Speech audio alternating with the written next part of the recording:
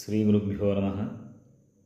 దేవీ భాగవతంలో శ్రీమన్నారాయణుడు నారద మహర్షితో 9వ అధ్యాయంలో చెప్పినటువంటి ఓ అద్భుతమైనటువంటి విషయాన్ని తెలుసుకుందాం. గణేశ జననీ దుర్గా రాధా లక్ష్మీ సరస్వతి సావిత్రీ చ సృష్టి విధౌ ప్రకృతి పంచధా స్మృత. ఒకే మూల ప్రకృతి సృష్టి కోసం 5 విధాలుగా అయింది. ఆమె దుర్గా, రాధ, లక్ష్మి, సరస్వతి, సావిత్రి అని.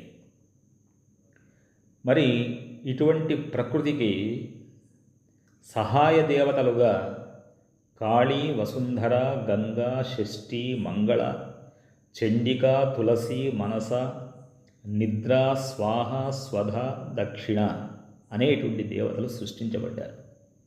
ఆవిర్భూత యదాదేవి వక్రతః కృష్ణయోషితః ఈయేష కృష్ణం కామేన కాముకీ కామరూపిణి. రాధాదేవి యొక్క ముఖం నుండి సరస్వతీదేవి ఆవిర్భవించింది. ఆమె కృష్ణుణ్ణి మోహించింది.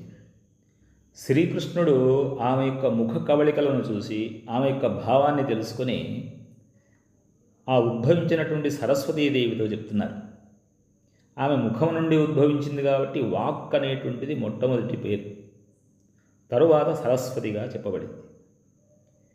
కృష్ణుడు ఆమెను చూసి అంటున్నాడంట, ఓ సాధ్వి, నీవు నారాయణుని సేవించు, అతడు నా యొక్క అంశం నుండి పుట్టినటువంటి వాడు, అతడు చతుర్భుజుడు, నవయువకుడు, నాకు సాటి అయినటువంటి వాడు అని చెప్పాడు.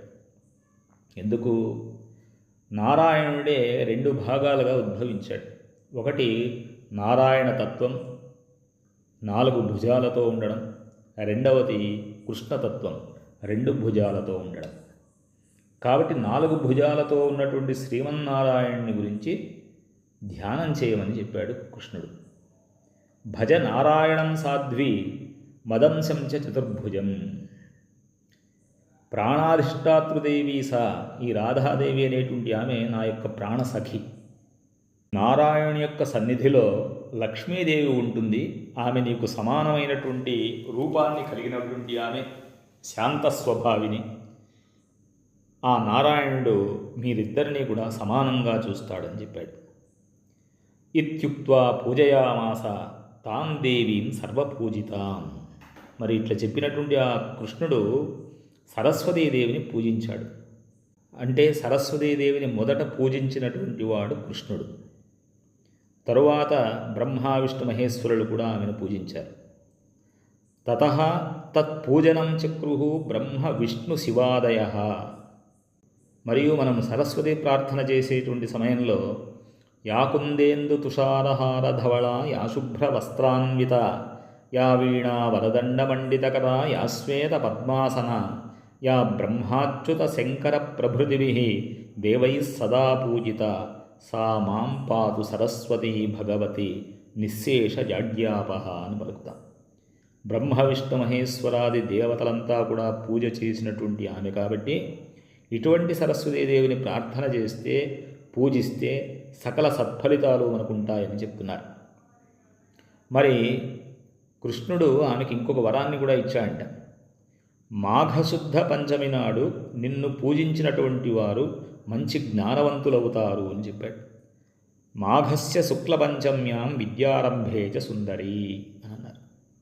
ఈ విధంగా సరస్వతీదేవి రాధాదేవి యొక్క ముఖంలో నుండి ఉద్భవించి కృష్ణుణ్ణి వివాహం చేసుకోవాలని అనుకున్నటువంటి సమయంలో శ్రీకృష్ణ పరమాత్మ ఆమెకు నారాయణుని యొక్క మార్గాన్ని చూపించి నారాయణుణ్ణి వివాహం చేసుకునేట్టుగా చేశాడు. ఈ విధంగా సరస్వతీదేవి నారాయణుని యొక్క భార్యగా అయింది. రేపటి రోజు గంగాదేవి నారాయణునికి భార్య ఏ విధంగా అయింది అనేటువంటి విషయాన్ని తెలుసుకుందాం. స్వస్తి.